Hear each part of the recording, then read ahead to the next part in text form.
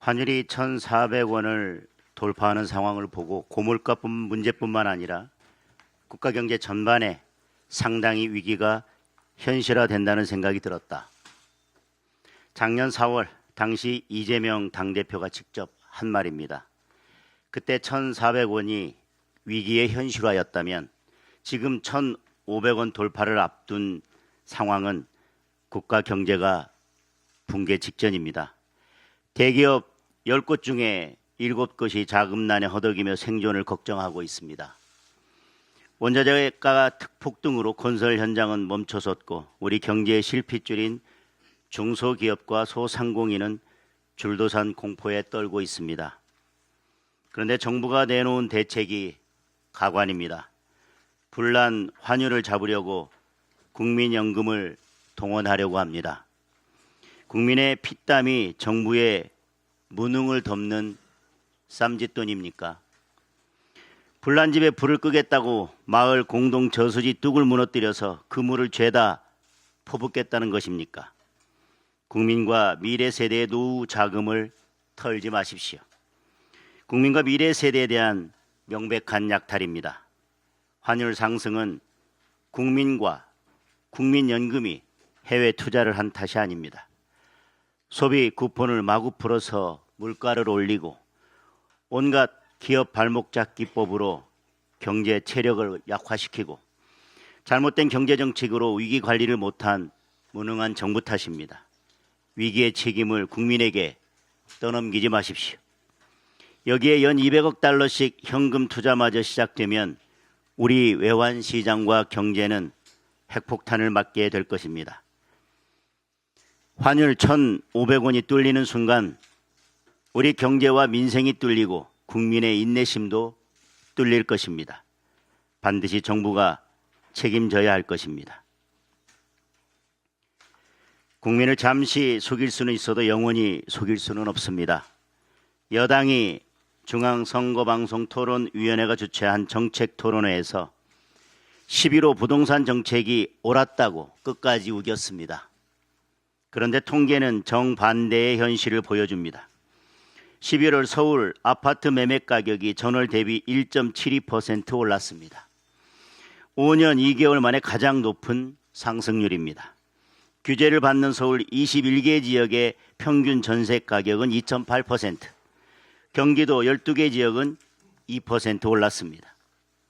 10월 서울 아파트 평균 월세는 146만 원으로 5년 전에 비해 무려 30.4%나 올랐습니다. 4인 가족 중위소득 기준이면 월급의 4분의 1을 월세로 내야 합니다. 이 통계가 바로 국민이 겪는 현실입니다. 잘못된 이념에 치우쳐 국민의 주거 사다리를 부러뜨린 11호 부동산 정책은 실패 수준이 아니라 민생 재앙입니다. 여기에 여권은 보유세 강화를 다시 꺼내들고 군부를 떼고 있습니다.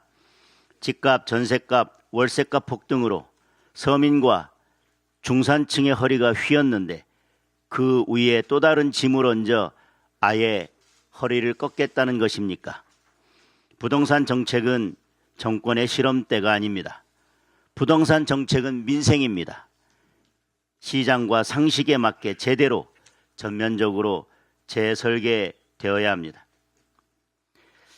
1979년 10월 4일 김영삼 신민당 총재가 국회의원직에서 제명되었습니다. 그것은 개인 의원에 대한 제명을 넘어 대한민국 민주주의에 대한 제명이었습니다. 그 파동은 대한민국을 뒤흔들었습니다. 그 나비 효과는 대한민국 역사를 바꿔놨습니다. 독재에 맞선 시민들의 분노는 부마항쟁으로 타올랐고 곧바로 유신체제가 무너졌습니다. 김영삼 국회의원 제명은 1987년 민주화로 이어지는 거대한 역사의 출발점이었습니다. 오늘 본회의에 추경호 전 원내대표에 대한 체포동의안이 상정됩니다. 거대 여당은 이번에도 힘으로 가결을 밀어붙일 것입니다. 46년 전과 똑같은 나비 효과가 다시 일어날 것입니다. 이것은 단순한 가결이 아니라 이재명 정권의 생명을 단축하는 정권 몰락의 트리거가 될 것입니다. 역사는 늘 민주주의와 정의를 짓밟은 권력을 심판해 왔습니다.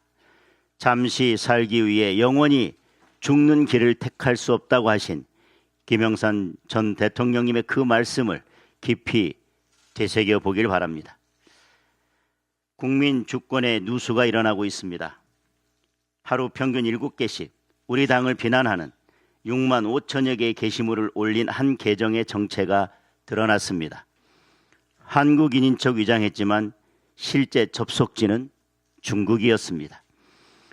온라인 여론을 조작하려는 중국발 드루킹 사건입니다. 이는 단순한 여론몰이를 넘어 우리 주권을 흔드는 개입이며 국가 안보를 위협하는 중대한 침범입니다. 우리 안에서도 이러한 일이 벌어지고 있습니다. 정권은 출범 직후 일주일 만에 대북 확성기를 끄더니 이제는 대북 방송 전원마저 꺼버렸습니다. 인터넷에 다 나오는데 돈만 든다는 이유입니다. 그런데 북한 주민 99%는 외부 인터넷에 접근조차 할 수 없습니다. 대북 방송이 자유와 진실을 접할 수 있는 유일한 통로입니다. 여기에 간판만 바꾼 제2 대북 전단 금지법, 항공안전법까지 밀어붙이고 있습니다.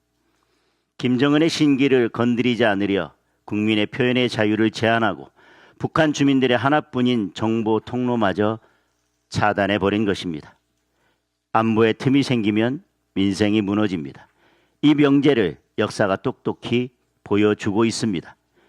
국제 금융 중심지 홍콩이 무너진 현실을 직시해야 합니다.